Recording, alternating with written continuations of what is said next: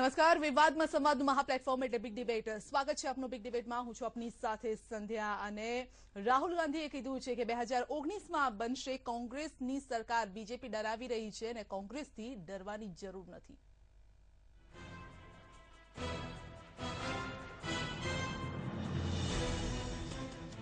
एक philosophy Congress party की philosophy कहती है डरो मत।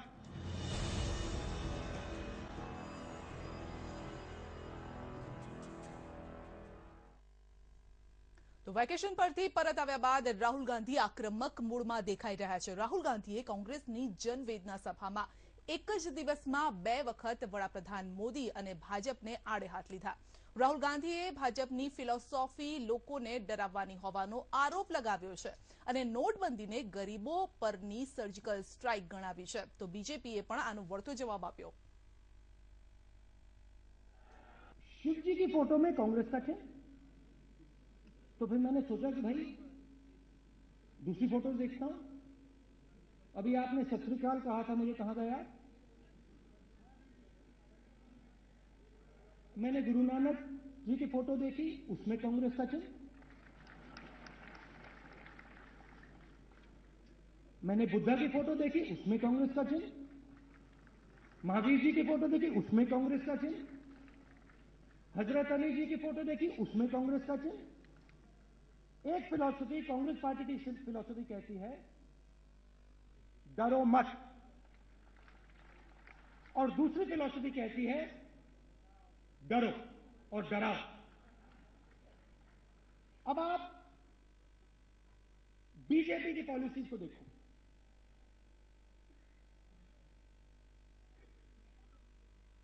पूरा का पूरा लक्ष्य हिंदुस्तान के लोगों को डराने का है. नरेंद्र मोदी जी कार्रवाई कर रहे हैं तो राहुल गांधी इस पर प्रवचन दे रहे हैं. उनको मालूम होना चाहिए कि देश की जनता को उनके जरिए भड़काने की सारी कोशिशें नाकाम हो गई हैं. देश की जनता पूरी तरह से प्रधानमंत्री नरेंद्र मोदी जी के साथ खड़ी है और काले धन के खिलाफ जो नरेंद्र मोदी जी का अभियान है उसको देश के 125 करोड़ लोगों का समर्थन प्राप्त है. जिस तरह के वहम पैदा किया गया था, जिस तरह का डर पैदा किया गया था, उस डर को जनता ने पूरी तरह नकार दिया है. लगता है कि राहुल गांधी के पास अब कोई तर्क नहीं बचा है और इसलिए वो अनाप शनाप आरोप करते हैं. समझने की बात यह है कि इंस्टीट्यूट तो उन्होंने डिस्ट्रॉय किया. लोकतंत्र को किसने 1975 में डिस्ट्रॉय किया? कांग्रेस ने. 84 में सिखों का नरसंहार करके उसका जस्टिफिकेशन किसने किया? ये पूरे देश के ताने बाने को किसने तोड़ दिया? कांग्रेस ने. તો રાજકારણ ચાલી રહ્યું છે. કોઈ કહે છે ડરાવી રહ્યું છે, કોઈ કહે છે ભરમાવી રહ્યું છે, પરંતુ ડરના મના હે. જી હા, અંગે ચર્ચા કરીશું. ચર્ચામાં આપણી સાથે જોડાયા છે બીજેપી નેતા, આપણી સાથે ઉપસ્થિત છે મહેશભાઈ કસવાલા. મહેશભાઈ, આપનું સ્વાગત છે. આ સાથે જયરાજસિંહ પરમાર પણ આપણી સાથે ઉપસ્થિત છે, નેતા કોંગ્રેસ. જયરાજભાઈ, આપનું પણ સ્વાગત છે. અજય નાયક આપણી સાથે, વરિષ્ઠ પત્રકાર, સુરતથી જોડાયા છે. અજયભાઈ, આપનું પણ સ્વાગત છે. સૌપ્રથમ જયરાજભાઈ, આપને પૂછવા ઈચ્છીશ, આ જોશ આવ્યો ક્યાંથી? 3 દિવસની રજા પછી આ જોશ આવ્યો છે? જોશ છે જ, પણ સમયાંતરે જ્યારે જરૂર પડે ત્યારે જોશ દેખાડવામાં રાહુલ ગાંધી માને છે. બીજા બધા દનેતાઓની જેમ 24 કલાક બૂમ બરાડા પાડી અને હર હંમેશ ડરાવવાની જે રાજનીતિની એમને વાત કરી, એ રાજનીતિની વાત કરવાથી અને દરરોજ દોડ કરવાથી થાકી જવાય છે. હંમેશા જરૂરિયાત મુજબ ચાલવું જોઈએ, જરૂરિયાત મુજબ દોડવું જોઈએ, એવું સ્પષ્ટ રાહુલ ગાંધી માને છે. રાહુલ ગાંધી જ્યારે જરૂર પડે ત્યારે બોલે છે. 50 દિવસ પૂરા થયા પછી હવે બધો વિરોધ થઈ રહ્યો છે. 50 દિવસમાં આટલો આક્રોશ શા માટે ન જોવા મળ્યો? બહુ સારી વાત કરી તમે. એટલા માટે કે પ્રધાનમંત્રી એ બંધારણીય સૌથી વડા છે આ દેશના. એને રિસ્પેક્ટ કરવું જોઈએ, એને સન્માન કરવું જોઈએ. કોંગ્રેસે હંમેશા આ તમામ વસ્તુઓ, લોકશાહીની તંદુરસ્ત પ્રણાલીઓ, બંધારણીય સંસ્થાઓ, આ બધાનું હંમેશા સન્માન કર્યું છે. એટલે 50 દિવસ વડાપ્રધાને કહ્યું હતું કે 50 દિવસ રાહ જોવો. આ દેશની જનતાને એમને રાષ્ટ્રજોગ પ્રવચનમાં જ કહ્યું હતું. એટલે 50 દિવસ રાહ જોવી જોઈએ. એ પહેલા કરે તો એ જ કહેવાના હતા કે હજુ તમે રાહ જુઓ. અને મોદી સાહેબની વિડીયો ક્લિપ ફરજ છે ગામમાં, એ જોઈ લેવાની બી જરૂર છે કે 50 દિવસ આપો, 50 દિવસ પછીનું ભારત તમે જોઈ લેજો, જે આપણે આજ જોઈ જ રહ્યા છીએ. એમ એ વાત કહી હતી. એટલે રાહુલ ગાંધી વારે ઘડીએ બોલ કરે એનો બહુ જાજો અર્થ છે નહીં. સમયે જયારે બોલવાની વાત આવે ત્યારે જ બોલવું જોઈએ અને હંમેશા સમય પ્રમાણે ચાલીએ તો વધુ સારું ગણાય. જી સમય આવ્યો છે મહેશભાઈ, કોનો સમય છે? તો આ સમય મને એમ લાગે છે કે દેશની જનતાનો છે અને એ રહેવો જોઈએ. લોકશાહીની સાચી દિશા એ છે. રાહુલજીએ આજે કહ્યું કે ડરો મત, અને હું પણ એ જ કહું છું કે શાના માટે ડરો છો? તમે કહ્યું ભારતીય જનતા પાર્ટીની ફિલોસોફી ડરાવવાની છે. ડંકાની ટોચ ઉપર કહું છું કે ભારતીય જનતા પાર્ટી ડરાવે છે. ભારતીય જનતા પાર્ટી કાળા નાણાંની હેરફેર કરવા વાળાને ડરાવે છે. ભારતીય જનતા પાર્ટી સીમા પારથી ચલાવતા આતંકવાદીઓને ડરાવે છે. ભારતીય જનતા પાર્ટી ફેક મનીની હેરફેર કરવા વાળાને ડરાવે છે.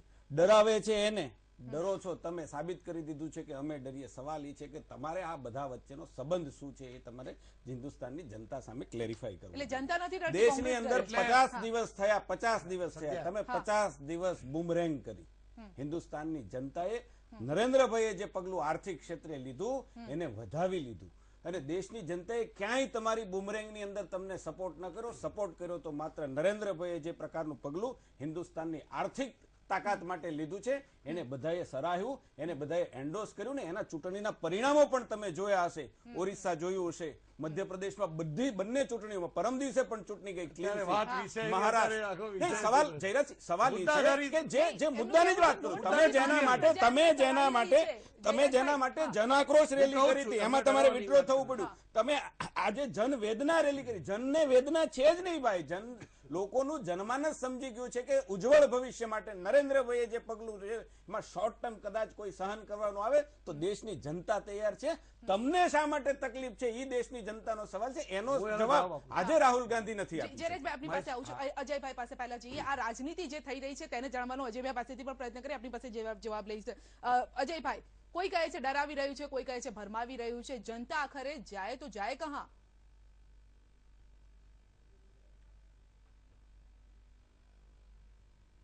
આખી જે 8મી નવેમ્બર પછી જે પરિસ્થિતિ ઊભી થઈ છે એમાં મહત્વની વાત એ છે કે જનતા સ્વયંભૂ આવી શકી નથી કોઈ પણ કારણસર, અથવા તો કોઈ એવો પક્ષ નથી કે જે એમને દોરી શકે. કોંગ્રેસ પાસે આ એક બહુ સારો મુદ્દો હતો પણ સમહાવ એ લોકો આ મુદ્દાને પકડી શક્યા નહીં. એ લોકો બીજી બધી વાતો કરી, સંસદની આખું સત્ર બગાડી નાખ્યું. પણ ખરેખર જો એ લોકો રસ્તા પર આવી ગયા હોત તો આખી પરિસ્થિતિ અલગ હોત ને લોકોને પણ એમાં સાથ મળ્યો હોત. પણ કોંગ્રેસ એવું કશું કર્યું જ નહીં. માત્ર સંસદમાં અને જંતર મંતર પર એ બધું એ લોકો ફરતા રહ્યા.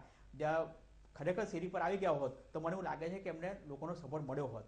એટલે એ લોકો કદાચ આ બસ ચૂકી ગયા લાગે છે.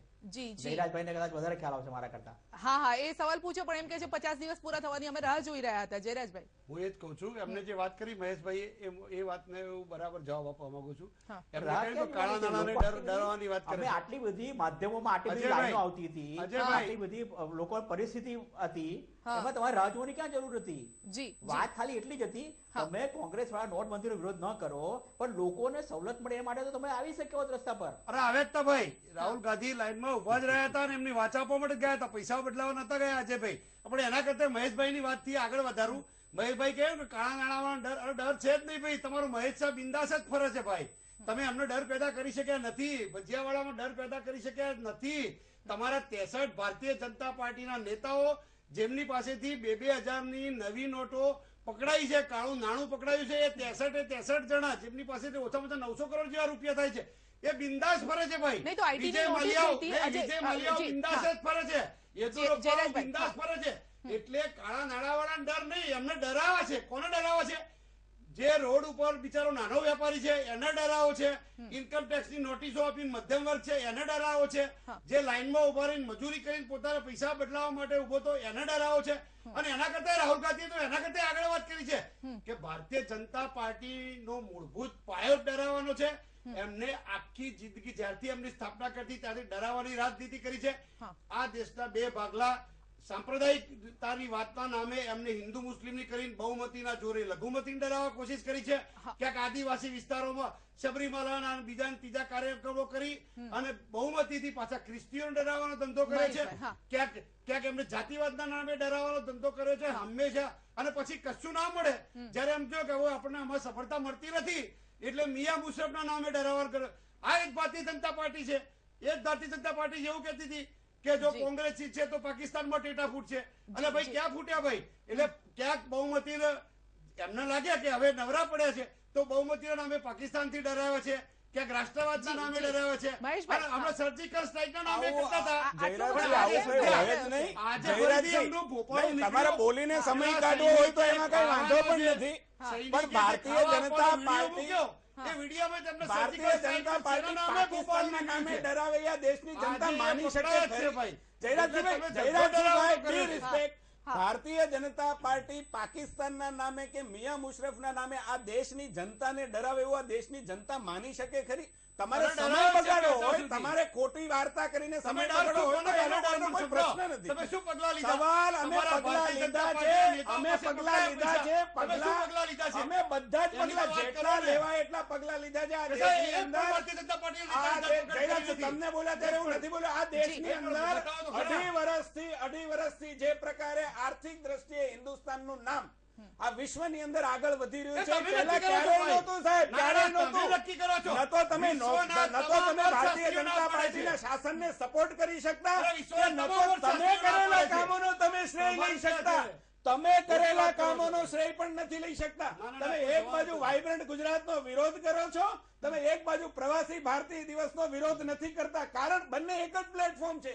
બહારથી લોકો આવે આપણા દેશની અંદર મૂડી રોકાણ કરે, બંનેનો એમ સેમ છે. છતાં તમારી પાસે કેમ વિરોધાભાસ છે બંને માટે? કારણ કે પેલું પ્રગતિ ભારતીય જનતા પાર્ટી કરે છે, પેલું ઇનિશિયેટિવ તમારું લીધેલું છે, એટલે તમે વિરોધ નથી કરતા. અને આર્થિક ક્ષેત્રે 1971 ની અંદર સાહેબ એક સર્વેક્ષણ આર્થિક લોકોએ આપેલું છે રિઝર્વ બેંકને, અને તમારા પ્રધાનમંત્રી જે ન કરી શક્યા અમે 40 વર્ષ પછી કર્યું. એક નરેન્દ્રભાઈની કટિબદ્ધતા દર્શાવે છે. અમે જે પ્રકારે વચનો આપ્યા છે, અમે જે પ્રકારે કહ્યું છે ને એ અમે કર્યું છે ને, દેશની જનતાનું એમાં સમર્થન મળે છે. સવાલ રહ્યો અમે જે કરીએ છીએ તમને ગમતું નથી સાહેબ. સર્જિકલ સ્ટ્રાઇક કરી દેશ અને દુનિયાએ એને વખાણી. દેશના સૈનિકોએ એટલું મોટું પરાક્રમ કર્યું, તમે એની સામે શંકા જી, કરી જી. સાહેબ. તમે એને પુરાવા માંગ્યા. જયરાજસિંહ, રાજનીતિની આપની પાસે દિશા આવીશ. મને એમ લાગે છે કે તમે કઈ તરફ લઈ જાવ છો ને એની મને ખબર નથી પડતી, દેશની જનતાને પણ ખબર નથી પડતી. પણ દેશની અંદર કેટલાક મુદ્દાઓ એવા હોય એમાં કોંગ્રેસ અલગ ના હોય, ભાજપ અલગ ના જી, હોય, એટલે રાજનીતિ મીડિયા હોય, અલગ ના હોય, રાજનીતિ ના આપણે હોય, બધા પરંતુ એક જનતા હોય ને, માટેના સવાલ એવા હોય જેના મુદ્દાઓમાં જવાબ પણ આપવાના તમે હોય. જી, વિરોધ જી. કરી અને જે પ્રકારે તમારી નીતિ જે છે, હા. તમારી નીતિ ભાગલા પાડો રાજ કરો ને એ દેખાઈ આવે છે. રાહુલ ગાંધીએ પણ આજે અંગ્રેજો સાથે મારે બીજેપીની બોલવાનું છે. સરખામણી કરી. જી જી, જયરાજભાઈ આપની પાસે આવીશ, પરંતુ હાલ આપણે રોકાવું પડશે એક બ્રેક માટે. જો કે બીજેપી કહે છે કે અમે કરીએ છીએ એ તમને ગમતું નથી, ને કોંગ્રેસ એમ કહે છે અમે કહીએ છીએ એ તમને ગમતું નથી. બ્રેક બાદ વાત કરીશું.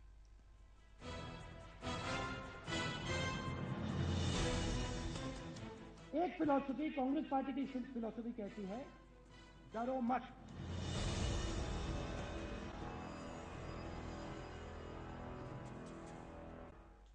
તો રાહુલ ગાંધી કહી રહ્યા છે ડરો મત. જી હા, જનવેદના સંમેલન જેમાં વાક્યો કહ્યા હતા. આપણી સાથે અજયભાઈ પણ જોડાયેલા છે. અજયભાઈ, બીજેપી કહે છે કે અમે કરીએ છીએ ગમતું નથી, કોંગ્રેસ કહે છે અમે કહીએ છીએ ગમતું નથી.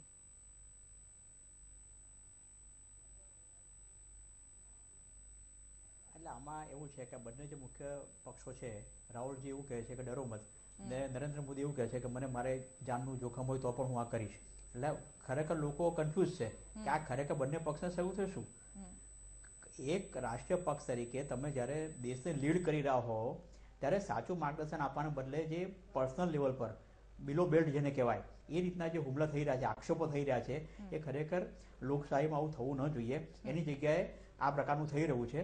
ડરો મત એ જે બી કીધું રાહુલ ગાંધીએ જેના માટે કીધું એ, અથવા તો નરેન્દ્ર મોદી જીતે સમયે જ્યારે એમના જાનના જોખમ વિશે વાત કરી હતી કે મારે મરવું પડે તો મને વાંધો નથી, એ આ બધી વાતો જ નથી આવતી. ખરેખર તમારા સમક્ષ દેશની જનતા હોવી જોઈએ, લોકો હોવા જોઈએ, ને લોકોને જે કંઈ અત્યારે અસુવિધા છે એનો કઈ રીતે ઉકેલ આવે એના માટેના પ્રયત્નો થવા જોઈએ. એ દિશામાં કોઈ વિચારતું જ નથી. જી, અને મનમોહન સિંઘે પણ એક વાત કરી છે. જી, મનમોહન સિંઘે કહ્યું છે કે નોટબંધી મોદી સરકારના અંતની શરૂઆત છે, અને જીડીપીની પણ વાત કરી કે 6%, આવનારા 2 વર્ષમાં 6% પર પહોંચી જશે જીડીપી. અજયભાઈ,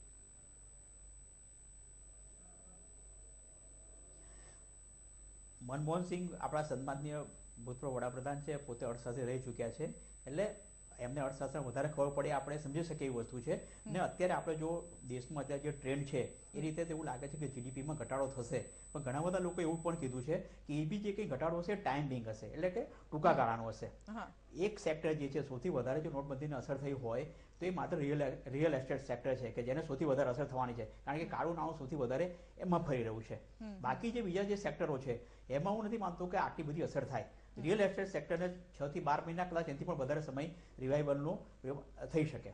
જી જી જી મહેશભાઈ, નોટબંધી એ સરકારના અંતની, હા આપની પાસે પણ આવું છે, એમની પાસે જવાબ લઈ લે, કારણ કે મનમોહન સિંહે જે કીધું છે એનો જવાબ આપની પાસે લેવા ઈચ્છીશ કે નોટબંધી સરકારના અંતની શરૂઆત છે. મને એમ લાગે છે કે 2004 ની અંદર જ્યારે મનમોહનસિંહજીએ સત્તાના સૂત્રો સંભાળ્યા ત્યારે દેશનો જીડીપી 7% જેટલો હતો અને ફરીથી નરેન્દ્રભાઈએ સંભાળ્યા ત્યારે 4% હતો. આદરણીય મનમોહનસિંહજીએ 6%ની વાત કરી છે, 4% કરતા ઘણો વધારે છે. અને અજયભાઈએ જે વાત કરી, એક મોટું આર્થિક ક્ષેત્રે નરેન્દ્રભાઈ ખૂબ મોટું પગલું ભર્યું છે અને એને કારણે ટાઈમ બાઉન્ડ થોડો ઘણો ઘટાડો આવી શકે એ વાત હું પણ સ્વીકારું છું, દેશની જનતા અને આર્થિક સર્વેક્ષણ કરનારા કેટલાક નિષ્ણાતો પણ સ્વીકારે છે. એનો મતલબ એ નથી કે કાયમી હોય, કાલ સવારે બધું જ બંધ થઈ જવાનું છે, ઉત્પાદનના ચક્કડા બંધ થઈ જવાના છે, કારખાના બંધ થઈ જવાના છે, રોજગારી બંધ થઈ જવાની. કારણ કે જ્યારે વિચાર કર્યો હશે નોટબંધી માટેનો ત્યારે મને એમ લાગે છે કે એ એક લેવલે બહુ યોગ્ય વિચાર થયો છે. ભવિષ્યમાં શું કરવાનું છે, શું નહીં કરવાનું, આવનારું બજેટ સત્ર પણ આવે છે, દેશના લોકોને એનો કેવી રીતે ફાયદો મળી શકે, દેશની અંદર આર્થિક રીતે જે પ્રકારના જેને કહેવાય શેડો ઇકોનોમી ચાલતી હતી, પેરેલલ ઇકોનોમી ચાલતી હતી, એને કેવી રીતે આપણે બંધ કરી શકીશું, કાળા નાણાંને કેવી રીતે એક અત્યારે જનરલ લોકો આક્ષેપ કરે છે કે બેંકમાં ભરાઈ ગયા એટલે વ્હાઇટ થઈ ગયા. આ વાત માનવાની જરાય કોઈએ જરૂર નથી. બેંકમાં ભરાયા છે એ બધા જ વ્હાઇટ થઈ ગયા એ નથી. હજી તો એના ઉપર સર્વેક્ષણ થશે, આઈટી ડિપાર્ટમેન્ટ એના સોર્સ પૂછશે. એટલે કેટલાક લોકો આવી વાતો ફેલાવે છે, ખોટી વાતો. બેંકમાં ભરાઈ ગયા, નાણું તો વ્હાઇટ થઈ ગયું. અરે ભાઈ એવું ન હોઈ શકે. આપણે બધા જ ભણેલા ગણેલા લોકો છીએ, આપણે સાચી વાત દેશના લોકોને કરવી જોઈએ. નોટ નહોતી ચાલતી, એને બેંકમાં ભરાણી છે, હવે એના સોર્સ પૂછીને કાળું ધોળું એ પછી નક્કી થશે. પરંતુ કહેવાનો મતલબ એ છે કે આ જે આર્થિક રીતે વાત આપણે કરીએ છીએ જીડીપીની, એ બિલકુલ ટાઈમ બાઉન્ડ હોઈ શકે, પણ દેશના આવનારા સમયમાં તો એ 7 ને 8% ને ક્રોસ થઈ જશે. શોર્ટ ટર્મ માટે હોય તો વધારે સારું રહેશે. જયરાજભાઈ, હા જયરાજભાઈ.